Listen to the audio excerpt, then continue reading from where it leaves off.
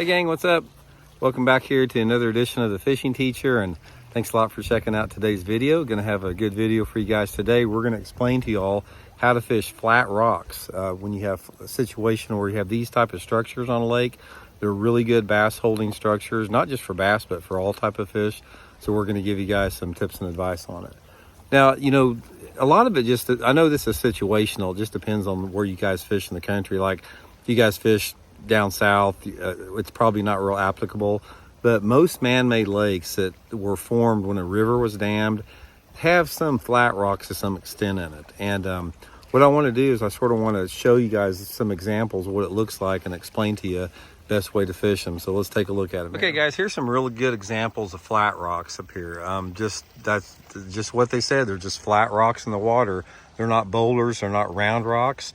And these type of rocks, they present a couple different opportunities to the fish that don't exist with different type of rocks. Because most rocks are sort of like, you know, they're round to some extent, like a rough bowling ball, but you don't have a lot of pure flat rock like this. Now, when you have this, a lot of times you don't have a large amount of it. You got little sections of the bank that may have little areas of flat rock mixed in with round rock. And it doesn't really matter, but as long as you have the flat rock, that's all we're talking about here.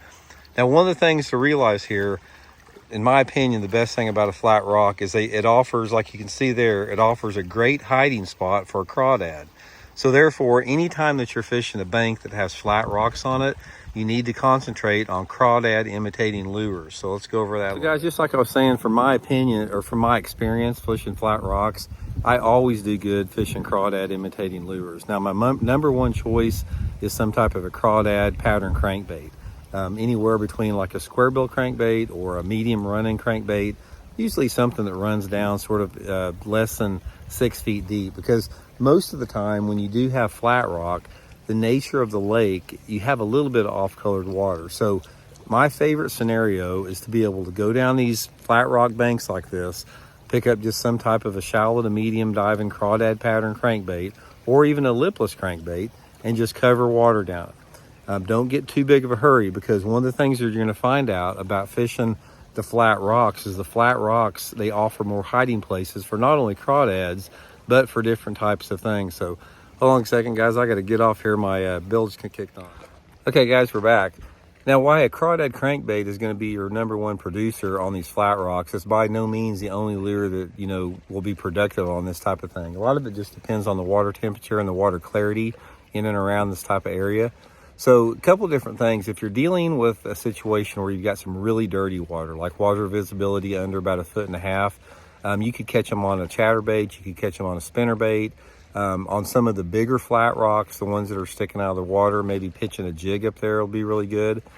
And if the water's a little bit cleaner, again, it depends on the water clarity, but sometimes a jerkbait can be good, especially if there's some deeper water close nearby off of it, or if the rocks are positioned along a channel bank.